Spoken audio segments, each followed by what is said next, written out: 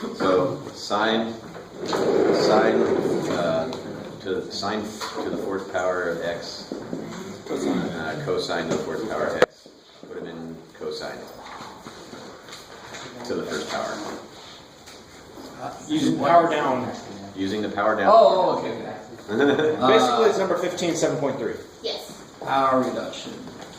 Formula. I don't remember if you really covered that much, but I know you talked about I just said it's there. Yeah. Yeah. It was Well, mean. Because Yeah. when I did the Watch Me video, it did like a bunch of shit that like made it a lot faster than the way I was doing it. okay. Yeah, a lot faster than all of this. It happens very often. Because I was like half a page, and I'm like, dude, I'm gonna do the Watch Me video. So let me point out what this is like for everybody else. Let's see. There's power reduction is in section 7.3. Is there one like that in here? I tried to look for an example to make it look easier, but it didn't find one. Oh, here we go. Oh, you- So this is like number 11 through 16. Actually, number 15 is exactly this, but I don't know what I probably, sounds like one I would assign. It is one you assigned. Oh, good. All right. Because you assigned it. But yeah, but sometimes they're not the same. Oh, web The assigned is problems. pretty close. Yeah. All right. So the formulas for lowering powers, we know that sine squared. Yeah. This is on page 510. 1 minus cosine x over 2. Yeah. Yeah. Right, and we know the same thing for cosine, except it's plus. Plus, yeah.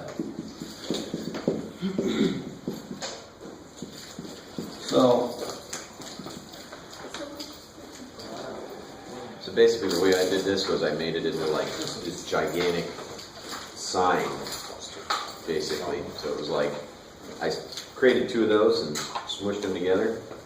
And then I did the same thing for cosine and was getting ready to smush it together. But the book definitely, the Watch Me video had a much faster way of doing it. And I was curious if you could show us that. Yeah, it seems like they almost use We'll see. I don't know if I'm going to do the same thing they would. I mean, there's really not much of a way around. I mean, you can reorganize the work you've got to do, right? I mean, here I've got sine squared squared. So I really just have to put that thing in there, squared. And I just have to put that thing in there, squared. And then you have to break it apart even more. Because Yeah, so they can be smart about and then you gotta the combine. difference of squares kind of stuff you have going on when you write those down. So what the hell do I mean? Is everybody cool with the first step here? I have nothing about, wow, you are dead. Bye. Poor little dude. There's nothing up here about fourth powers doing anything. So how do I want to rewrite this first thing? Sine squared, squared, cosine squared, squared. go back to Boston. That's one way to do it. You could write sine squared, cosine squared, cosine squared. All kind of crap. Doesn't really matter. Good, totally. So then you get 1 minus cosine 2x over 2 squared, 1 plus cosine 2x over 2 squared. And all I'm doing is replacing these with what I know they are from the formulas.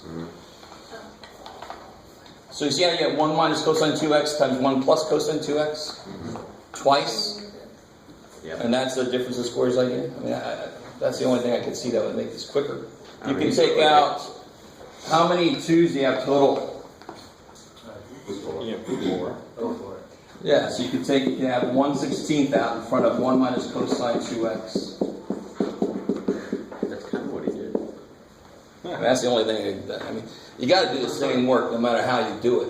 Oh, okay. You could just be smart about, I'm not going to FOIL this out. I'm going to multiply one of these by one of these.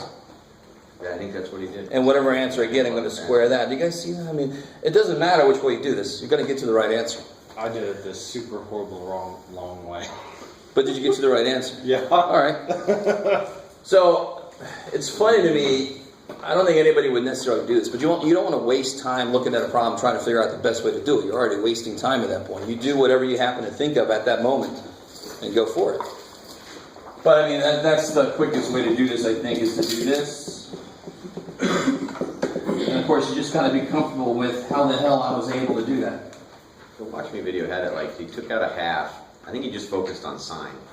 Took out a half, and so it was half times craziness. What? And then somehow managed to squeeze in the other thing. Yeah, and the unfortunate thing is, I mean, I think you probably picked up on this, what we've done. Sorry. I like that. There's definitely more than one way to do these problems. Right? So if you look at a video and they show you a way, and I showed you some other way, and somebody in the tutor center tells you another way, you don't go insane, you just go, all right, let me just pick the way I like best, or do the way that I happen to see. I mean, there's a lot of different ways to do these, because all these, you can see that in the, on page 510. They have these two big boxes with these, ooh, look at these two different sets of equations. They're the same damn equation. Just plugging in x over 2 into one of them, big deal. So there's a lot of different ways to represent the equations. That's why there's a lot of different ways of rewriting stuff. Can you just explain how you did that with the 2 and the experiment on the outside, how it was 2? So I took one of these times one of these, and then the other one of these times the other one of these, so I had 2 of these. Right, I got 2 of these, and 2 of these. So another quick way to look at it is I just factored a 2 out. I see that. Okay. Exponentially, right? Undistribute the 2 power. And I just, that's just the difference of squares. I mean, all right. And it says take it all the way down so there's no more squares left. Yeah. Because when you do this, of course, you're going to end up with cosine Squared. squared So you got to Input another one. 2x. So what would cosine squared 2x look like? It would look like 1 plus cosine 4x over 2. You gas and a half. All right, good. You just got to realize for different inputs, how does my form of my rewriting look? So it's just whatever's here, twice that goes there. That's the rule for that.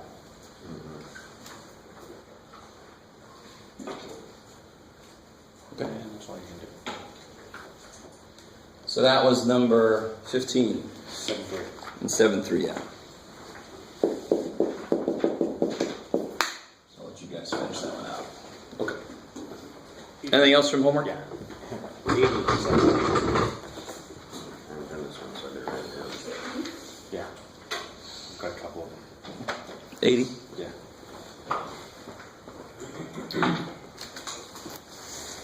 All right. I mean,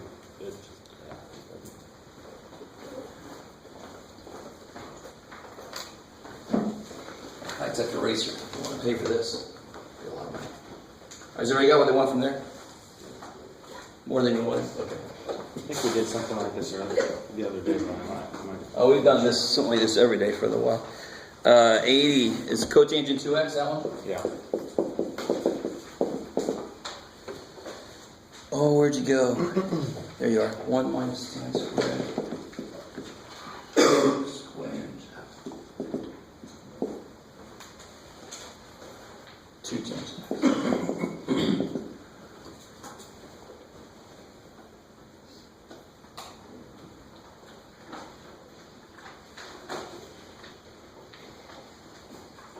All right, where do you want to start? Right side. Left side. Right, that's the right side. Sounds very decisive. Right side. Yeah, I'd rather start with that side, personally. Yeah. But it's up to you guys. The reason I'd rather start with that side is because that's related to a double angle formula I can just look up. And then I can mess with that until I get it to look like that. You guys with me? Okay, fine. So do we have a double angle formula for cotangent? Yeah, kind of. Do we? Similar. No, but we have a double angle formula for Tangent. tangent. Cool. So how do you think cotangent 2x relates to tangent 2x? The opposite. Well, no, it's reciprocal. Yeah. I like it. So can we just go straight for the reciprocal idea? Is that cool? That's it. So whatever tangent 2x is, for cotangent 2x, I'm going to write the reciprocal expression. So that's really all we do on these. I wasn't sure if that's. Yeah, every How time. do you So do that? like I said, we're going to learn new identities, and then we're going to have a whole section in the homework that says prove these identities using what you just learned. So you have to. There's no other way to do this problem. There's no other way to do this problem. At some point, you've got to use that double angle formula. Otherwise, there is no other way to do this. So what would that look like? It would look exactly One, like yeah. 1 minus One q. minus I didn't realize there's no work to do. That's I awesome. wasn't sure if there was a different, if you were supposed to do something else. It just doesn't. They made that one. You would sign it. Too nice. Oh, that's fine. Yeah, some of these are 1-steppers and some of them are 8-steppers. Yeah. 7.2? Yes.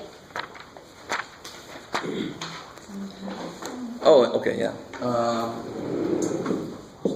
So let me put above this here. We know that this is true. Oh, that one. So y or index. Oh yeah, this is this one.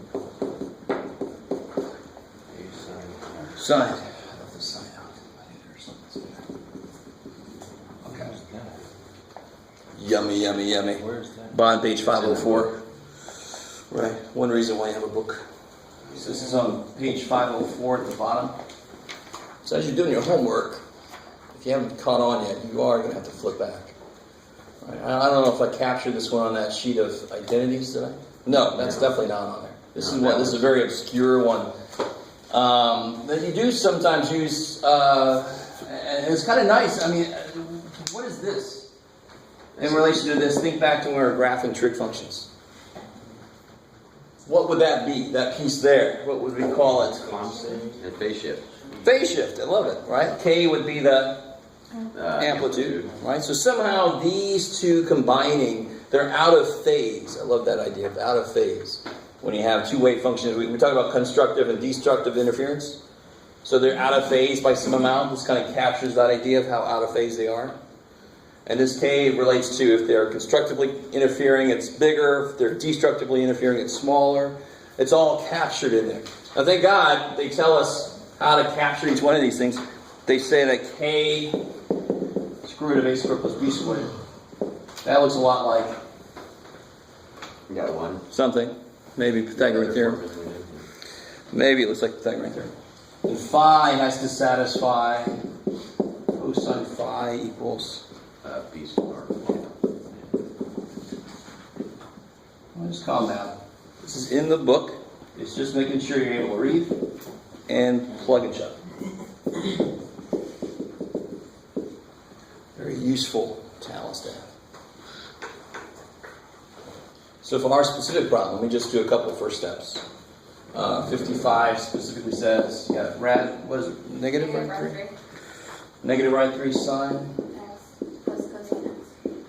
plus cosine x. So A is Negative rad 3. negative rad 3. B is 1. And I don't know why they do this. Do they not say anything about it? No. What's this got to be? Just let's go beyond what they say. Wouldn't it be It would be B over A? B over A because the bottoms would cancel, right? Yeah. And if I know B and A, I can just take an Inverse. inverse tangent to get what phi is. And that's part of what I need to put in my expression. Right? So I need to find two things. To rewrite something in this expression to look like this. What two things do I need to find? A and B. No, A and B are given to me. What two things do I need to find for this? K, which is directly related to A and B. And phi, which is also more directly than they wanted to let on. I don't know why the hell they didn't let shit to you. That's too bad. This idea of inverse tangent giving me what I need happens a lot. It's going to happen to us today. Again. So real quick, can we figure out what phi is? Yeah. What's tangent phi equal to? Negative rad 3 over 3. Yeah, it's going to be B over A. Yeah, so negative rad 3. Now catch up to you. Negative rad 3 over 3.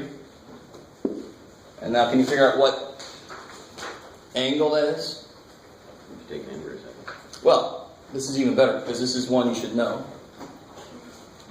That's why I like So this specific one, on this, if they gave me just any arbitrary numbers here, if they just gave me anything like 4 and 7.2, I'm just going to take an inverse tangent because that's nothing I know. Now, in this specific problem, I would probably use one of these. Because we have those memorized, right? Yeah, So what is the square root of a squared plus b squared? 2, It'll be 3 plus 1. 1. Good. So that's k. And square root of a squared plus b squared is 2. So what's sine phi equal to? What's that equal to? Rad 3 over 2. No, 1 half. No, rad 3 over 2, I was right the first time. What's b? Red, negative 1. 1. 1 half. Yeah, 1/2. Exactly. So the third time right. And then that one we should know. What's phi going to be? An angle. 1 is sine equal to 1/2. What angle? Which is possible. 30 degrees. What they give us in here, do they tell us? No, that's why. No, you they don't think tell us. about the negative. That's too bad. Because your cosine would be negative. Exactly. Cool. I like it. So we have cosine is negative, sine is positive. So which quadrant are we at? 2. Cool. So what is the reference angle for this? What is sine equal to 1/2? 30 degrees. Yeah. Pi over 6. 5 or 6. That's a reference angle. And to get into the right quadrant, I just have to, 5 pi over 6. beautiful, I just have to go that much before pi. So 1/6 pi before pi is pi over 6. 5. 5 pi over 6. So now we got everything we need. You're just going to throw it into the expression. Now we know what k is, and we know what phi is. Bam. This was nice. They gave us values that I actually know what angle they work back to. But if they just gave me 7 and 8, no. I'm just going to do inverse tangent. Get straight to the point. How important do you think this is? Do you think we're going to have this on the test? No. But I want you to do it for homework. I actually just did it for you. Sure. Not too bad. Thank you. But I want you to know this kind of thing exists, because little bits of it we're going to do today. Little tiny bits of it we're going to do in an entirely different format, but it's there. Yeah. How did you know cosine was negative and was positive? Because of this here. Oh, Yeah, cosine would be negative root 3. And sine would be positive 1. Yeah, so that's what tells you which quadrant.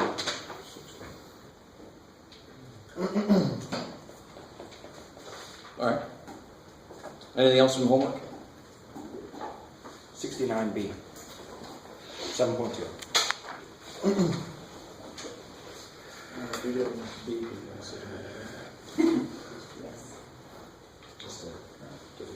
Oh, okay. So this is, we talked a little bit about part A last time. Yeah. And so F can be written in the form F of T, A and B. Okay, so did you get part A? I really don't want to do too much homework for you guys. If you got part A, then you have a function to work with in this form here. So let me just put the form down. Does that go back to the exact same thing we were just doing? No.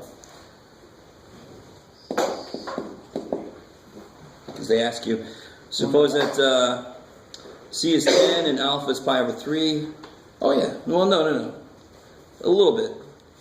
Yeah, pretty much, but this is where you have 4 sound waves and stuff like that. You're going to have, not an x variable, you're going to have a time variable.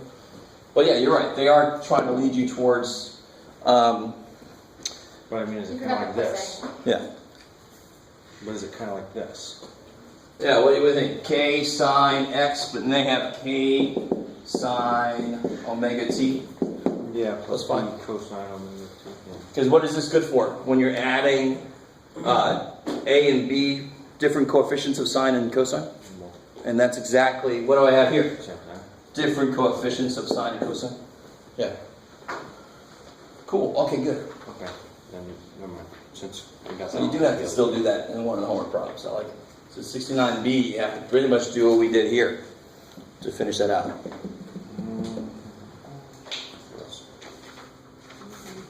Okay. Just plug and chug stuff. You should pray for more of that. All right. Anything else from homework? No, I think that pretty much covers all my other issues. Chris is good. Anything else? All right. So last time we left off, we had just gotten into 7.4 and 7.5. They kind of overlap. I mean, they're both about solving trig equations.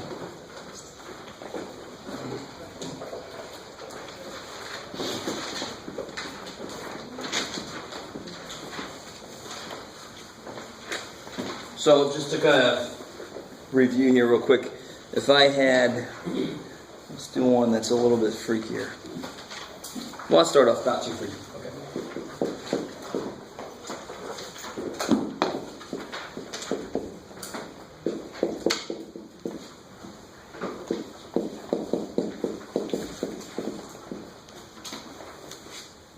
It's not very interesting, so let's see.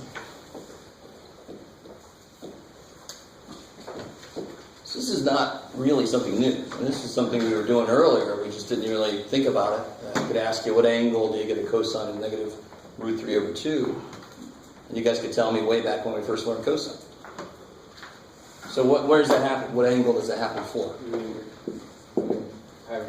And where are we talking about? Negative, so.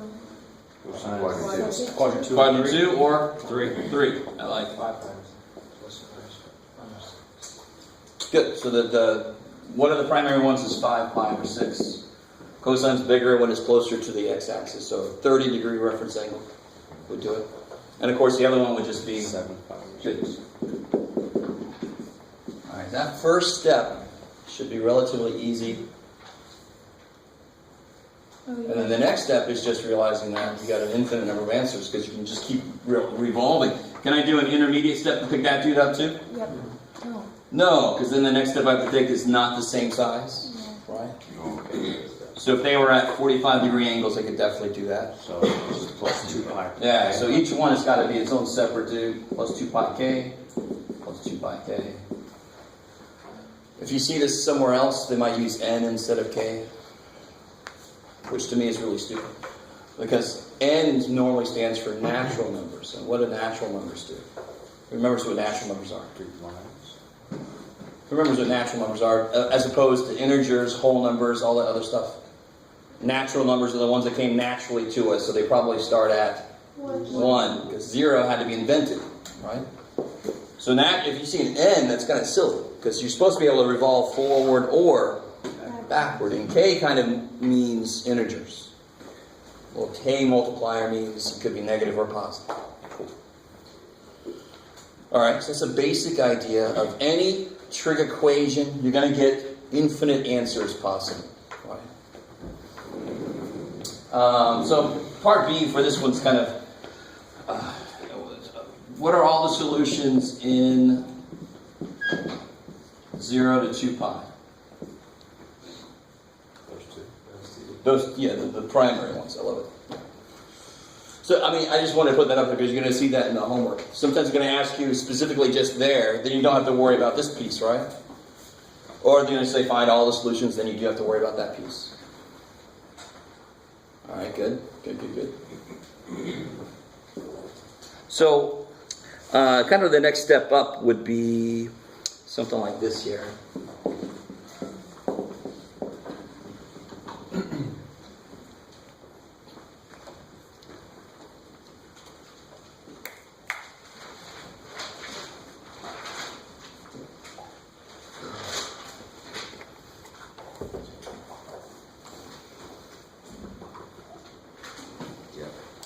So first off, which quadrants are we talking about possibly? 1, 2, Yeah. 1 and 3. This got to come out positive, so it's got to be where sine and cosine are both the same side, right? Yeah. Cool. So it's got to be quadrant 1 or quadrant 3. And then what are you going to do from here? Can I do the same thing I did here? Take it Hell no. first. Yeah, you got to take an inverse tangent. I mean, that's the only time I allow you to do that is if it's not equal to something you should know. This one, if anybody did inverse cosine and got some freaky decimal here, no, it's no good. You should know this. Bless you. That one, I don't know what the hell that is. So what do you guys get when you do inverse tangent? 68.19. And how do you think I want these to come out? Radians. So, it's not wrong in general to do degrees, but I'm continuously trying to get you guys more used to What's kind of ratings. confusing me a little bit is in the book it said, assume that anything that does not have like degrees or pi next to it, that it's radians. So you writing it like that makes it look like it's supposed to be radians. So that's what it's kind of. So why don't you give me your answer to degrees, number one, and number two, what are measured in radians? What's measured in radians?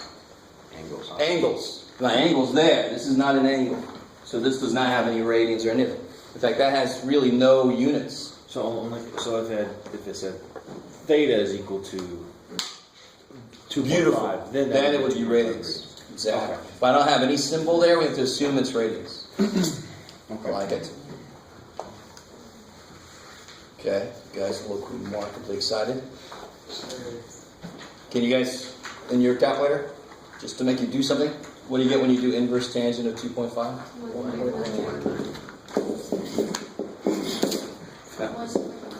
1.19? Yeah. Alright. Does that go along with our idea about where it should be? What's pi over 2, roughly? 1.5, right? Roughly. 1.5, so blah, blah, blah. So 1.19 would definitely be in that first quadrant. How do I get the... now, do I really have to get an expression for the other one? No. Unless I ask for all the answers from 0 to 2 pi, then you would. So if I just say, give me all the solutions. It's going to be plus pi k. Beautiful, right? You guys see why?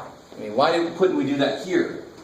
Because they weren't evenly spaced, right? But here, if I go one turn and then go another turn, I keep bouncing between the two answers. I pick up everybody if I do just one expression. Now, if I ask for in 0 to 2 pi, I can remember the way the book does it. What would my answers be? One is 1.19. Plus pi. I love it. Silly. Right? Just let k be 1 and whatever you get there. Oh, and we have to do that? You just want that on the test? 1 plus 1. You want us to actually do the decimal? Yep. Okay. It's kind of silly to have, I mean, I'm sure it wasn't exactly 1.19, was it? No, but if I left it, it'd be You 4.33. with me? It wasn't 1.19. We rounded that. So it's kind of weird to have 1.19 plus an exact expression. You might as well put them together and round the whole damn thing. Right? Good. But if you just left it there, I can't really complain if I didn't say something. I mean, that's technically right. Okay. It's 4.33 by the way. All right. Cool. So, the next kind of level of stuff they could do to us would be something like this here.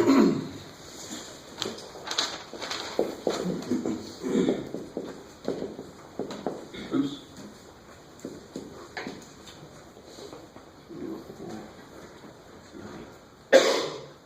And this is where things just get a little silly. And this is where it's really good to use something I used earlier.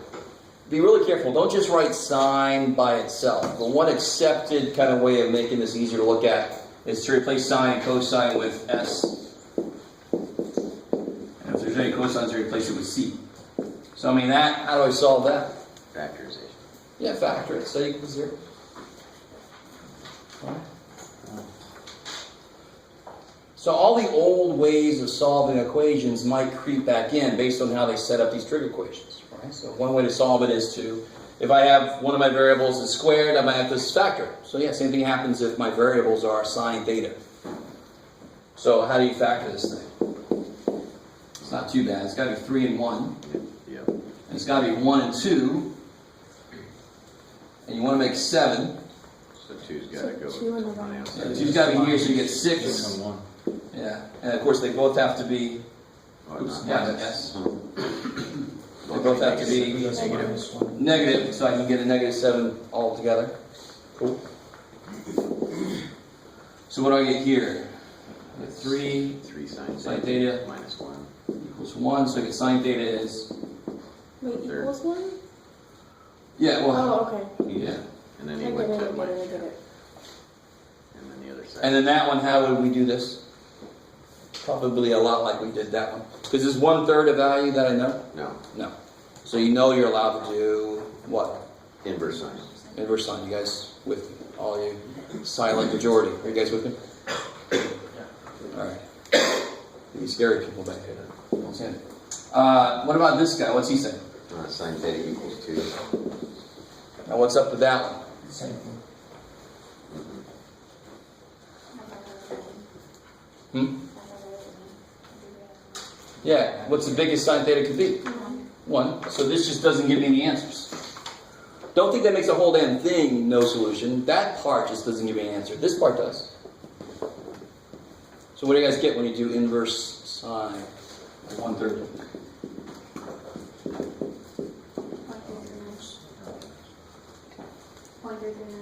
0.339. And which quadrant are we talking about? Possibly? Which quadrants? Yeah, because that's where sine is positive. I love it. Cool.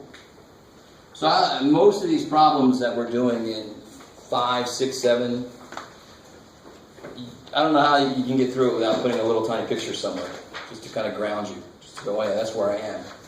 So there's my 0.339, and my other one would just be, I want to get that one there, this angle. Pi minus, because I want to go before pi, right? Yeah. The picture tells you what the hell to do mathematically. So I want to go pi, I don't want to go all the way pi, I want to go pi minus this much. 2 pi.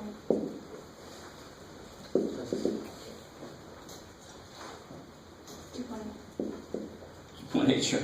And so then plus 2 pi. I love it. So that I can revolve all the way around and get that answer again. And go backwards. Also, K allows for backwards rotations. And then this guy, same idea. So there's my 2 sets of infinite answers. Right. Okay. Right. Part of me likes the fact that some of you look bored, because that means that this makes sense. You can be bored. Yeah. I was just wondering, so in this one, we went to pi and then subtracted. What did it make it different to do that? Because this one was it before pi or after pi? It was a little bit past pi, so I got to go pi plus how much it went past. This one is not quite the pi. I got to do pi minus however much short I came up. And that's because The sine. picture tells you what the hell you're doing. And Yeah, that's- sine told us we're in the first and second quadrant because it's positive. Kick ass. When we're doing these radians, how many decimals should we go? What's a good rule of thumb, I guess, for us? Not really. I'll tell you if I remember. If I don't remember, then go out a couple places at least. Don't go out more than 4. 3's good. 3's not bad. Okay. It's only if I don't give you an angle that you can't figure out the exact answer for, right? Okay, so some of these are going to involve factoring. It could be difference of squares kind of factoring. It could be GCF kind of factoring. Then you just set each factor equal to 0 and solve each one. Not a new thing. The new thing, of course, is the solving of the thing that you would. Setting each one equals 0, that's an old thing. Yeah. Could you explain how the answers were gotten, please? Like I know. So the 0.339 came straight from here. I understand that part. I'm in the first quadrant. Now this guy, how big is this? 1, 2, 3, 9. Yeah. So how much before pi am I? I'm that much before pi. So pi minus that. Which man told me was 2.8. Okay, now why are we doing it backwards? I have to capture all the answers to this. So where is sine theta equal to 1/3? In the first quadrant and the second. Because sine is positive in both. Okay. So I've got to capture both of them. And I wasn't able to do it in one line because these are not equally spaced on both sides. They're closer here than they are this way. So I have to have 2 separate. Oh, okay, got it now. Okay, cool. Chris, I'd like you to let me know what's going on. Yes? And if sine theta equaled 1 up there, would that have changed it a lot more? Oh yeah, if this was 1, Then it'd be the same thing. then what would theta be? Yeah, that's kind of nice about 1. It only equals 1 in one place. 90. So if this would have been sine theta equals 1, the base thing for theta would have been pi over 2. Now what gets really interesting is how do I capture all the possible answers then? It's not really interesting, but it's the same thing. I just have to add 2 pi k. Right, and the only interesting part about that is the fact that most of the time that's going to happen because sine's period is 2 pi. The only time it doesn't happen is when they just happen to be right across from each other. And you can capture it by going 180 steps instead of 360. Does that make sense right there? If the answers were right across from each other, let's do one that does that. So what if I had sine theta equals rad 2 over, negative rad 2 over 2. Let's do that. There's just 2 answers. Well, yeah, there's 2 answers. Yeah, where are the answers going to have to be? That 34. Yeah, I didn't do what I wanted to do that today. Oh! I want tangent. Let's do tangent. Tangent is less interesting. We did one the other day that was sine squared, Yeah. and that one captured it. Mhm. Any pair of them you could do it with, right? I think that was red. Yeah. But tangent's almost nowhere near as interesting because it's almost always going to be, 1. let's see if I have tangent theta equals 1. Doesn't even matter for tangent because he's always going to be across from himself. Because what's the period for tangent? Pi. So for sine and cosine, the most likely place to get ones that I can write in less lines is when it's squared. Because then you'd have 2 that are across from each other. So if I had put down here sine squared equals 1/2. I think this is the one we did before. Then what's sine theta?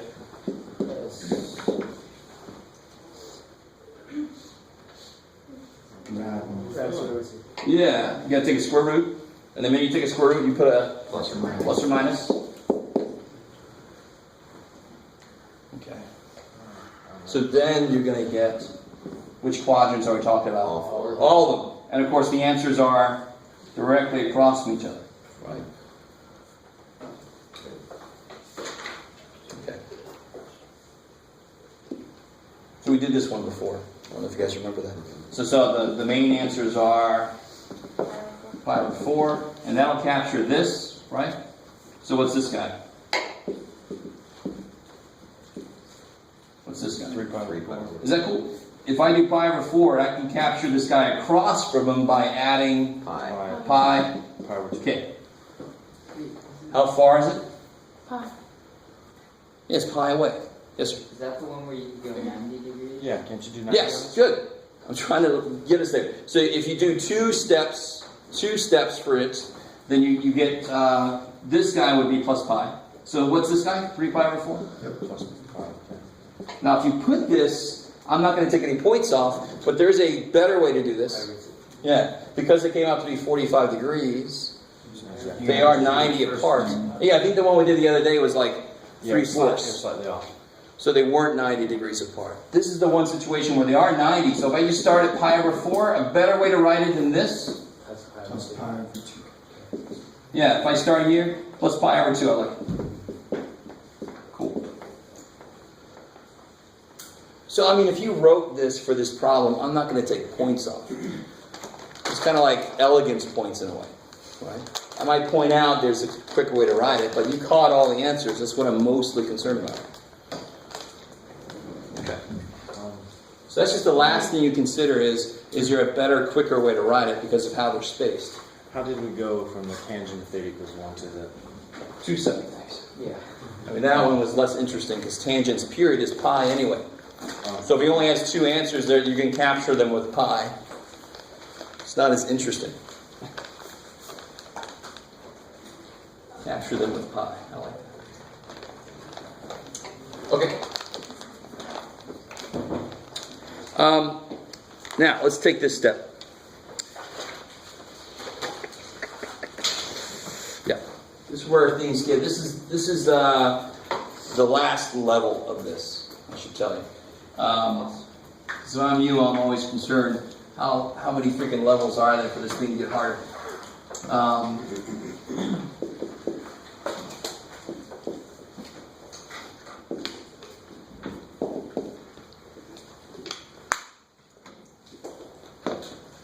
so of course the new thing here is what? Yeah, there's a 3 in front of theta. Do not be worried that you have to apply some kind of double angle formula after doing a sum formula or something. Don't go crazy with this.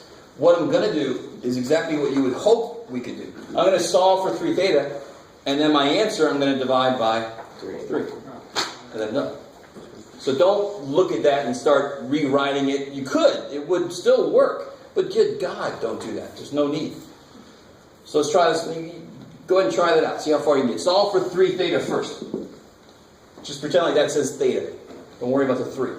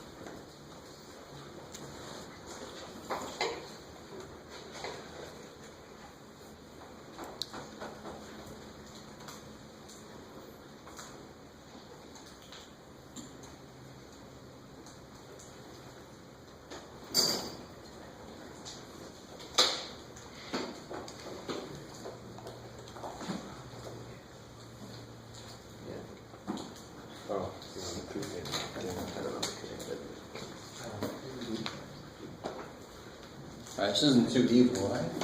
You get cosine 3 theta equals 1/2. So then 3 theta, when is cosine equal to 1/2?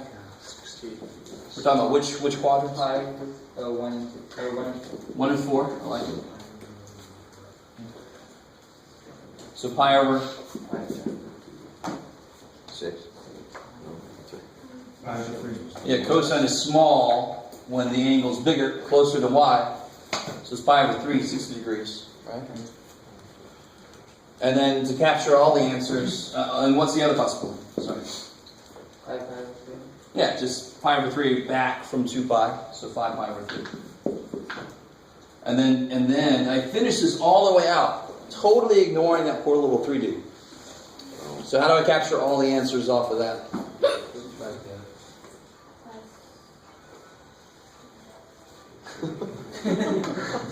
I like that.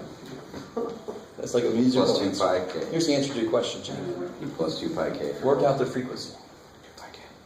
Yeah, so it's just plus 2 pi k, right? And then divide the whole thing. Now, see, I really want you to understand. You just totally ignore that 3, that multiplier that's inside. You don't care about it until the very end. You solve it just like we were doing the other ones. Just at the very end, you take each one of these and divide by 3. So then I get theta equals pi over 9 is better, plus 2 pi k over 3. Or theta equals 5 pi over 9 plus 2 pi k over 3. Right, so that would be all the solutions. Is that cool? And to tell you honestly, that's not any different. Real quick, I still got more to do on this. But just a little side note. How do you solve this? Square it. You pretend like the 2x is not there. You pretend like this x. You square it. You get 2x equals 9. And the last thing you do is... Alright, it's the same thing we're doing here. So if there's a multiplier inside, the very last thing I'm going to do is divide by it to get theta by itself. So the last thing I want you guys to do, this is all the solutions. I want you to find all the solutions from 0 to 2 pi.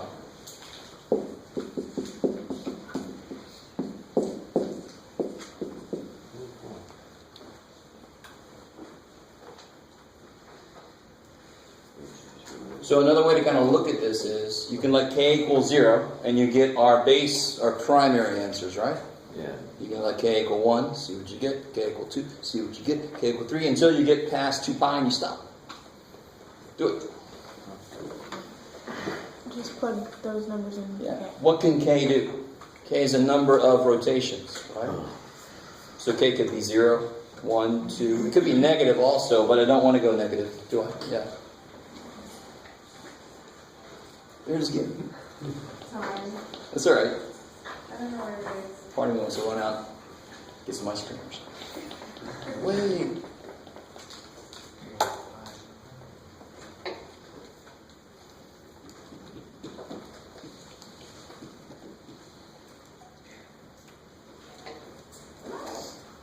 So, we found an infinite number of answers. It can't be hard to go back and find just a finite number of answers. It's harder. More work involved. All right.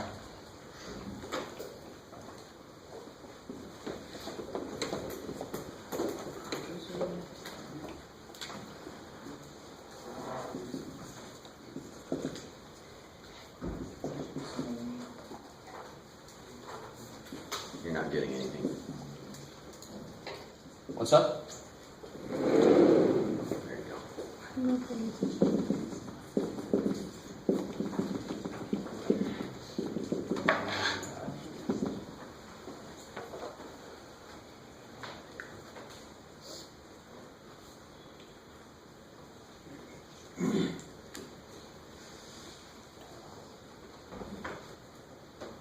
Could it, when you're doing that, could it end up being a different number for K, like for one side?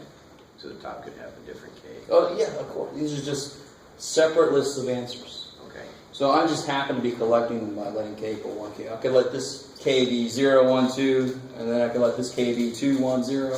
They're not tied together. Just I let K be whatever I want to in either expression to get an answer. Okay. Okay. So then what do I get here if I let K equal 1? Pi over 9 plus 2 pi over 3, which is pi over 9 plus 6 pi over 9. 7, 5, 7 pi over 9. So guys, when I realize how far apart are these base answers? 4, pi over 9. So then you just gotta add 4 pi over 9 to that, right? They're that far apart, yeah. So what you get if you let K equal 1, they actually get 11 pi over 9. Am I getting close to the end yet? Yeah, out of 9, the end would be 18 pi over 9. That would be 2 pi. If I get past that, I know I've gone too far. Just cut those off and stop. So, 2 yeah. is 2 would be 4 pi over 3, which is 12 pi over 9 plus pi over 9. 13 pi over 9. And of course, how far apart are these? 6. So then you just add 6 to the next one. So then add 4 to that, or add 6 to that, you end up at 17 pi over 9. Now, all the little things I'm pointing about the patterns within, you can't kind of generalize that. You just notice it for the problem you're working on. You notice what the patterns are. If you try to do one more, you have to add 6 to this, and that would be 19 pi over 9, which tells you that's how far you can. How many answers would we normally get if that 3 wasn't there? 3. How many answers between 0 and 2 pi? You get 1. Well, 1 set. You get these. So 1 set of answers. How many sets of answers did we get? 3. Interesting, there was a 3 there. Maybe sometimes that happens. Maybe sometimes or always. Maybe sometimes. You're not going to tell us. No. I'll let you find out in the homework. I'll just Google it. Or that. Yeah. Nothing wrong with that. Alright, that, like I told you, is kind of like the uppermost level of these kind of problems. So every problem you did in an earlier section, they could just go ahead and throw a fourth eta in there. You just have to do this to it. Whatever answer you got, you would divide it by 4 and keep going. What if they throw a square in there? Well, then you have to factor it, or do like we did earlier, square root both sides. Okay. Right? So squares are easy enough. Just factor it or whatever you have to do to solve it. Okay. So I desperately need to get to the next chapter today. That's too bad. It's not a democracy. This is chapter 8. You haven't noticed. 7.5? Huh? 8. No. That was 7.5. Oh, Jesus. All right. Slow down. Let me off. 6 credit class. All right. So the really really, I know you're all a little bummed out at the moment, just in general with dealing with solving equations, but chapter 8 is a really awesome step for us because how many coordinate systems do we know of currently that we use in math? 2. What are they? So coordinate systems, yeah, you can talk about different dimensions. Let's talk about two-dimensional coordinate systems. We only know one. We know the Cartesian coordinate system. You go over this much and up that much or down or whatever, right? It's like getting around streets. But there's another way to find, in fact, we know this from the unit circle already. Let's go back to this. So if I'm here, I've put that in there automatically, right? The little XY plane. If I'm at the point where it's like this, how much of an angle have I turned through? 40. No, 60. 5/3. Is everybody with me? And this is the unit circle. I started off there. This is the unit circle. And this is a pi/3. So one way to designate that point, and why does this really represent that point? Because I have to go over 1/2 and then up √3/2. Is everybody decent with that? Just to point that out, if it didn't really jump out at you, that's what's going on. There's a whole other way to get to that point. The only reason that any coordinate system exists is so that we're able to discuss where things are to other people. And then, of course, we use them to graph functions. So functions that are like x squared plus y squared, well, not even that, because y equals x squared, stuff that's dealing with y and x, and that they're curvy, but they're basically really easy to graph on an xy plane.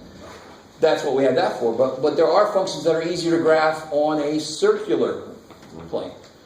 So another way to reference that point, one way is this, and that would be what we're going to call the rectangular coordinate system method, which is the Cartesian coordinate system,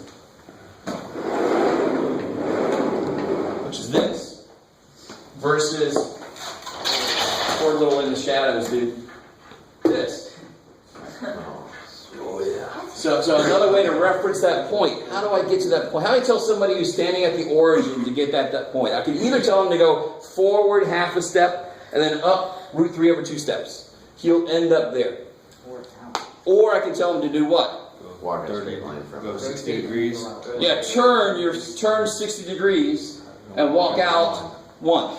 So we have this that we're used to. We're now talking about that.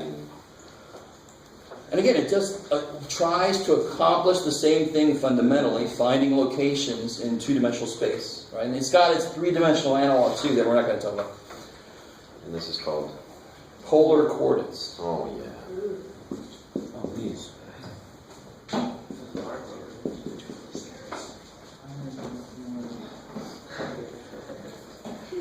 Okay. So, like I said, this point, 1/2 √3/2, in polar coordinates, it would look like walk out 1 and then turn pi/3. Or turn pi/3 and walk out. So he could walk out 1 and then go through a pi/3 angle, right? Or he could turn pi/3 and then walk out 1, either way. Same way here, you could go up this and over that, or over that and then up this.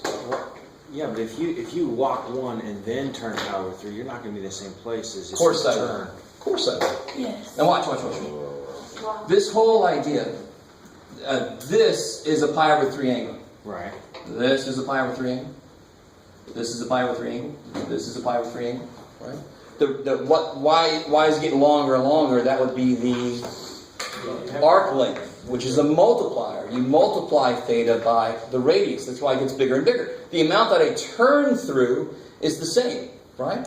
Yeah, but what I'm saying is, okay, say you're standing at the origin and you're facing east, So what you're and you focused take on one those- step and then you turn. You're not. So either I could turn pi/3 and then walk out, Right. or I could walk out and then go through pi/3.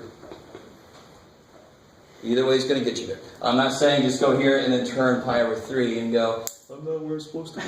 Okay. You actually have to go that much. Yeah. Okay. Cool.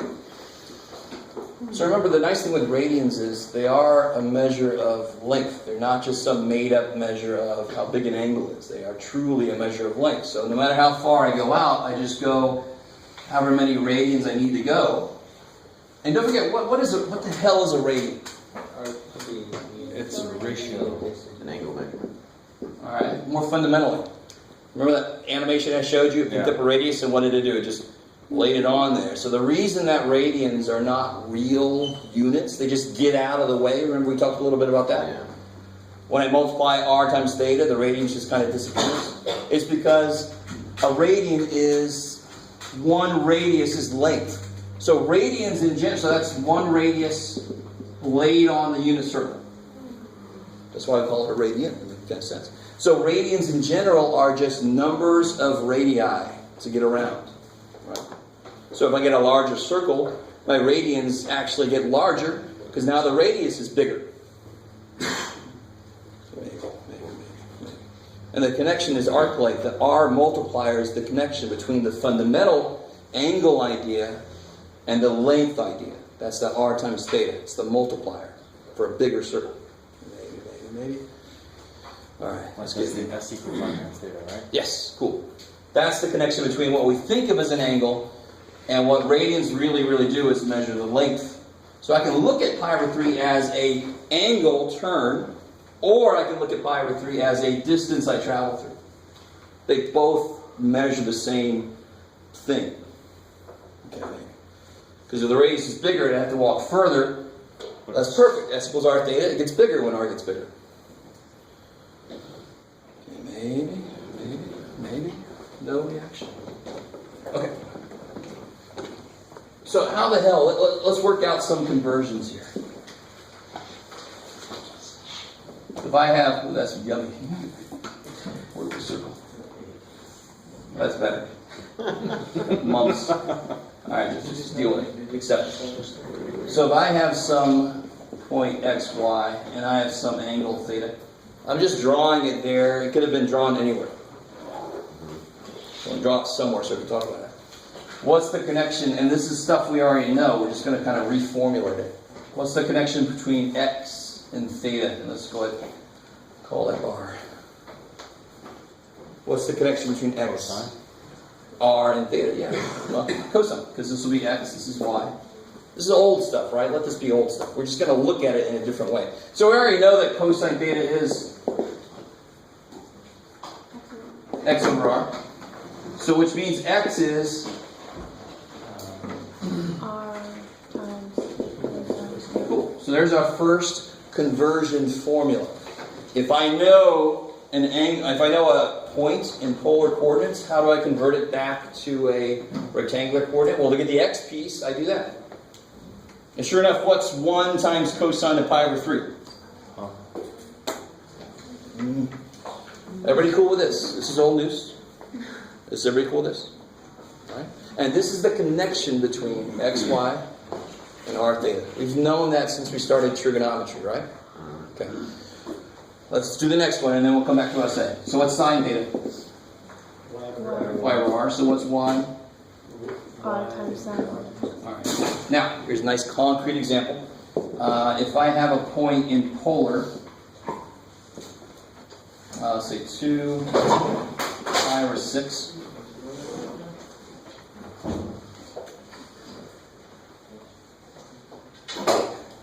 How do I get into a rectangular system? What would the x piece be? So I want to take this to rectangular. How do I get the x piece? What's r? What's theta? Let's start there. What's r? 2. So if I'm given something in polar coordinates, I know what r is, and I know what theta is. Yeah. So then they'll get the x piece. I multiply r cosine theta. So x would be 2 times cosine of pi over 6.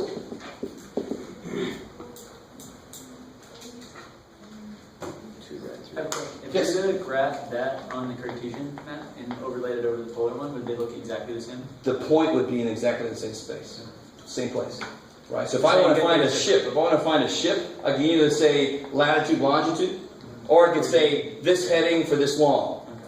I'm going to end up at the same damn place, whichever one of these I overlaid on top of the ocean, I'm going to end up in the same position. That's what any coordinate system tries to do, is identify how to get somewhere.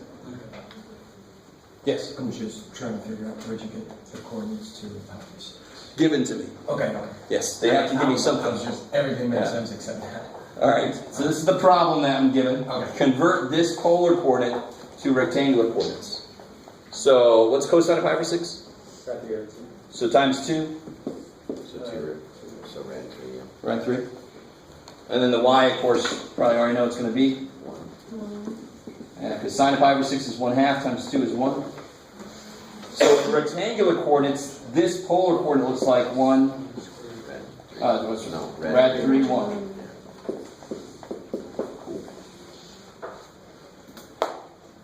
So if I went rad 3, 1, I'd end up at the same place as if I would have turned pi over 6 and went 2 out. They're the same position. In a way, this is all old news. We just haven't talked about it like this. Yeah. Is the distance getting from point A to point B in polar system shorter than going through the Cartesian system? Well, it's I like how you're thinking. straight line. So, versus- yeah, it's the shortest, it's like distance- dead the quickest way to get between two distances on a sphere is a great curve. Right. So, now you're getting a little bit past where we want to be. Well, that's the difference between curved coordinate systems and straight. This is still basically a straight coordinate system, right? This is not curved or something. That's a little bit past where I want to go. Okay. So let me give you guys this here. Yeah. So the only thing that would actually have like units on it would be the R in the polar system. The other one's just degrees, so it's saying this is how far you turn, or radians. At the moment, this is no units on anything. These are just points on a plane. So I can graph the point 3, 2, and you're not asking. You're saying you go over 3 and then up 1, or rad 3 up 1, and I'm saying, okay, well, how do I know how far rad 3 is if I don't have units? But I know how if you turn, it's going to be, radians doesn't change in this circle necessarily, like unit-wise. I'm going to turn a certain way. Yes. So I'm curious, so the only thing in a polar coordinate... I think what you're asking is scale.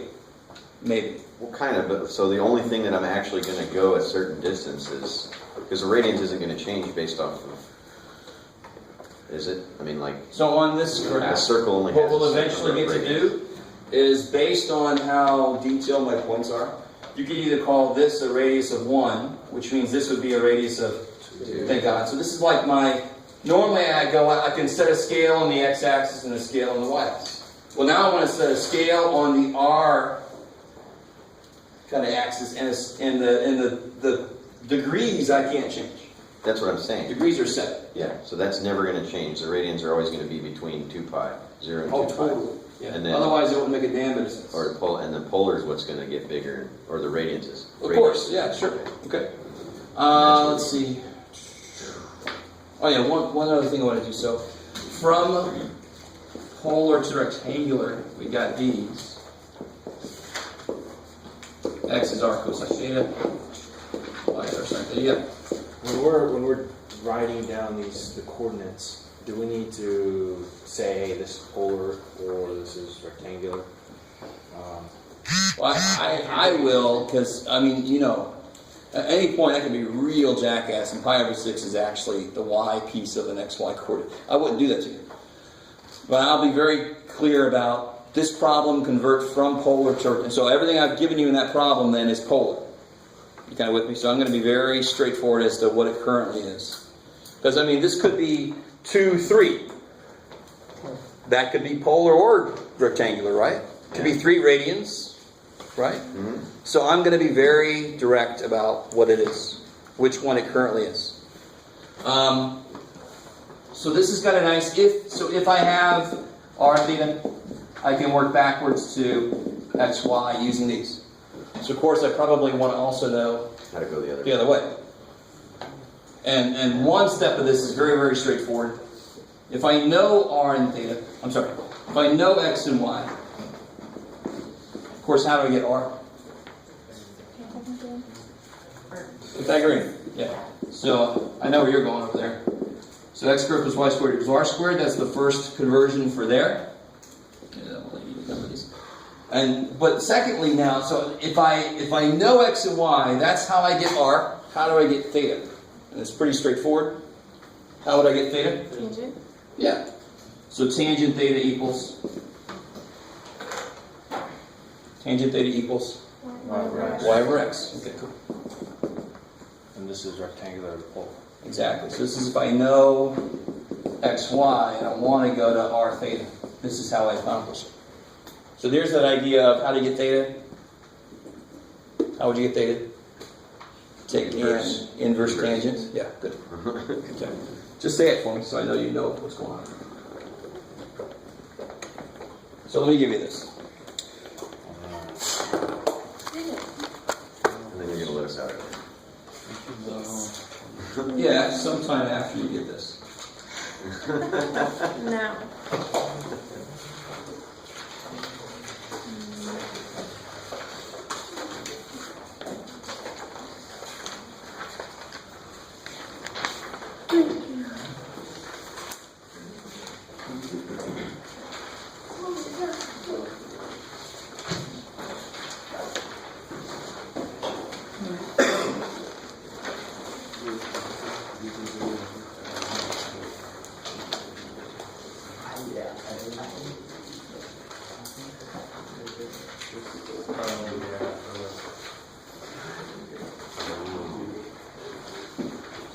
So you all have your own little. You might now for tests and quizzes. I'm going to give you this polar graph paper, right? Homework problems. You can just go online and Google it. That's where I got this from. This is probably one of the best ones I saw out there that represents everything pretty well. But you can Google it and print out some polar graph paper so you can do your homework. Don't just try to make something freehand, right? I don't care how good you can draw, and every one of you can draw better than me, hopefully.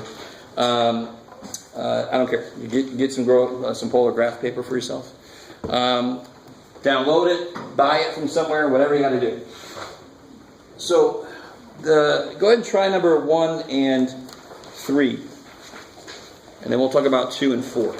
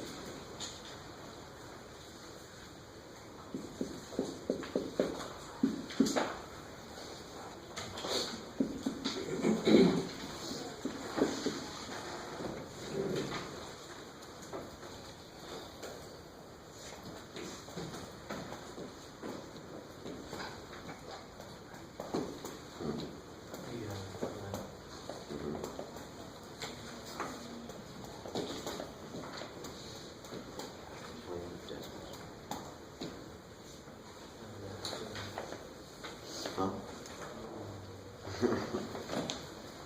You know that.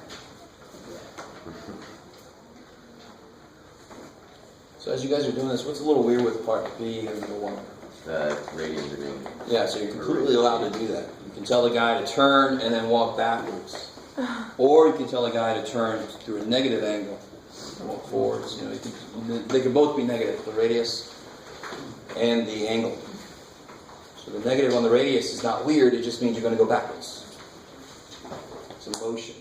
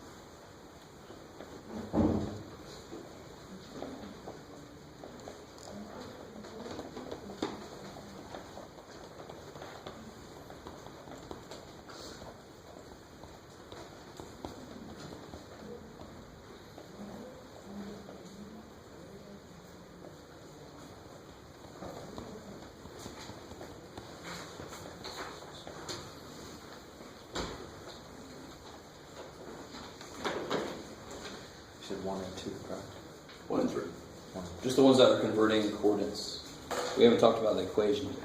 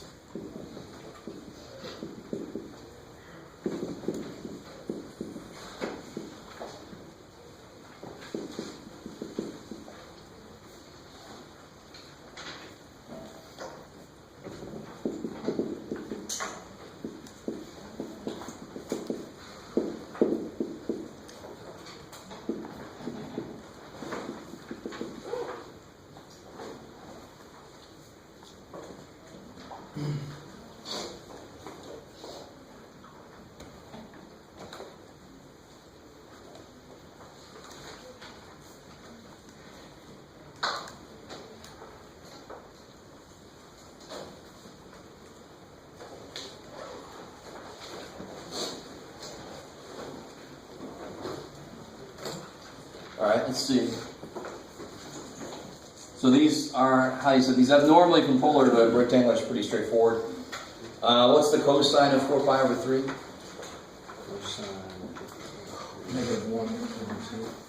Negative 1/2, right? It's in the third quadrant, 60 degrees, far away from the x-axis, cosine small. So you get x equals twice negative 1/2, so you get x is negative 1. So then sine of 4 pi over 3, negative rad 3 over 2 times 2, negative rad 3. So I get the point negative 1, negative rad 3. So far, so good? You can always just make sure you end up in the right quadrant, right? And that is the third quadrant, sure enough. And I know that's where I'm supposed to be. Cool. Here, what's cosine of 7 pi over 6? Yeah, so cosine is bigger, closer to the x-axis, going to be the rad 3 over 2. So times 12, negative rad 3 over 2 times negative 12. So 6 rad 3. Which is cool, because think about it, what quadrant would I end up in? If I turn that much, that alone would be the... Which quadrant is this in? Third. So I turn there, and then I walk back 12, so I'm going to be in the first quadrant. Cool. You can see that. So that means turn by that much, face the third quadrant, but then walk backwards. So I actually go into the first quadrant. You have to be careful about which quadrant you're going to end up in. So y here would be, sine of this is negative 1/2. Must be the other guy from this. Negative 1/2 times that is 6. Cool. So you get 6 rad 3, 6. That one we sort of did earlier, in reverse or something. How do you find r? Y x squared plus y squared. Yeah, r squared, x squared plus y squared. So r is 2. 2. And this is where you could actually call it -2 as long as you make the angle correct, but why would you do that to yourself? Unless I ask you to, which will happen. And how do I get theta? Tangent. Yeah, tangent theta equals 1 over rad 3. So what angle are we talking about? What quadrant am I in? First. Definitely the first quadrant. So what angle is this all about? 30. Yes, 5 or 6 on it. So this would be in polar coordinates. This would be 2 pi over 6. Very quickly, the last one, and then we'll head out. We'll do the rest of this next time. This one you shouldn't have to do that much work for. What quadrant am I in? 2. Yeah, negative x, positive y. So I'm in the second. Am I on the unit circle?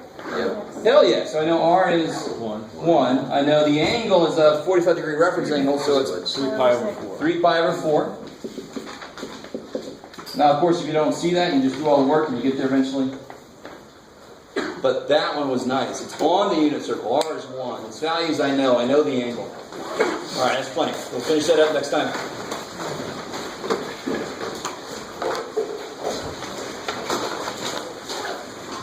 Close to the next couple minutes. Did I follow you?